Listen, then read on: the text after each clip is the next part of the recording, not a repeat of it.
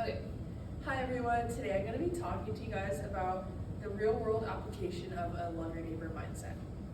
So, when most people hear that phrase, they might think it only applies in a religious or moral setting, but in reality, it's a mindset that can influence how we treat each other in everyday life. At its core, having this mindset means showing empathy, kindness, and respect, even when it's not required. It's about viewing people as human beings with their own challenges, feelings, and emotions. In this speech, I'll explore how this mindset can positively influence workplaces, communities, and your own personal self, supported by research and also real-world examples.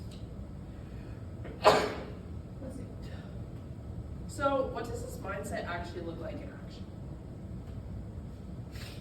It can be as simple as listening when someone needs to talk, being patient when things don't go your way, or choosing to respond with kindness in stressful moments.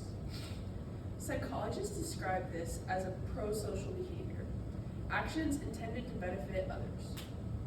According to the American Psychological Association, pro-social behavior strengthens social bonds, improves cooperation, and creates environments where people feel valued.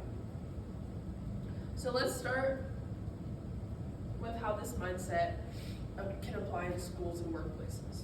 When people practice empathy and kindness at work, it often leads to stronger teamwork, better communication, and also higher respect among coworkers.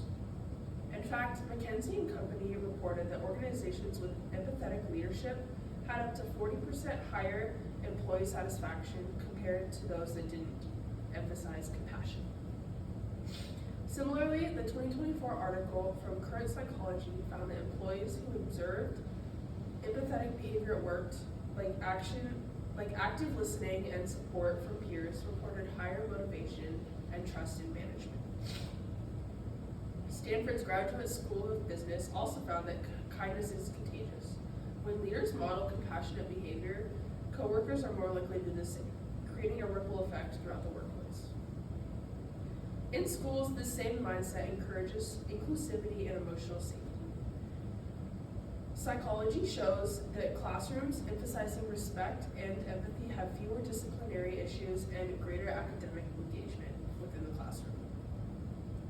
Simple actions such as thanking your classmate for help or being patient during presentations reflect the mindset and contribute to a positive learning environment. Next, let's look at communities. When compassion becomes a shared value, neighborhoods become more compassionate and connected and resilient. Examples of this could be helping your neighbor with yard work, volunteering at a community event put on by your neighborhood, or simply just saying hi to your neighbor as they're walking by the street.